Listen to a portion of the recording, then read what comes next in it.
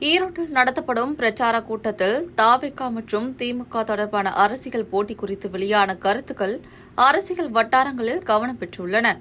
ஆனால் அந்த கருத்துக்கள் கள அரசியல் நிலவரத்துடன் ஒத்துப்போகிறதா என்ற கேள்வி தற்போது எழுந்துள்ளது. ஈரோடு பிரச்சார கூட்டத்தில் பேசிய தமிழக வெற்றிக் கழக தலைவர் விஜய், தவிக மற்றும் திமுக தான் தேர்தல் களம் என்று மீண்டும் தெரிவித்தார். இது அவர் முதல் முறையாக கூறும் கருத்தல்ல. ஏற்கனவே பல மேடைகளில் இதே கருத்தை முன்வைத்திருக்கிறார்.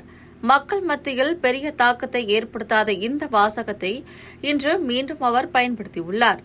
அரசியல் பார்வையாளர்கள் இதைத் தொடர்ந்து கவனம் ஈர்க்கும் முயற்சியாகவோ பார்க்கிறார்கள். ஆனால் கள நிலவரம் அதற்கு முற்றிலும் மாறாக இருப்பதாக அரசியல் வட்டாரங்கள் கூறுகின்றன. தற்போது தமிழக அரசியல் களத்தில் நேரடியாக மோதிக்கொண்டிருப்பது டிஎம்கே மற்றும் டிவிகே அல்ல. தமிழக வெற்றிக் கழகத்தின் வாக்கு செயல்பாட்டு வலிமை ஆகியவை ஆளும் கட்சியுடன் நேரடி போட்டியை உருவாக்கும் நிலையில் இல்லை என்பதே உண்மை. மாறாக மாற்று அரசியல் பேசும் ஒரு வாக்கு வங்கிக்காக தமிழக வெற்றிக் கழகமும் நாம் தமிழர் கட்சியும் தான் நேரடியாக மோதிக்கொண்டிருக்கின்றன.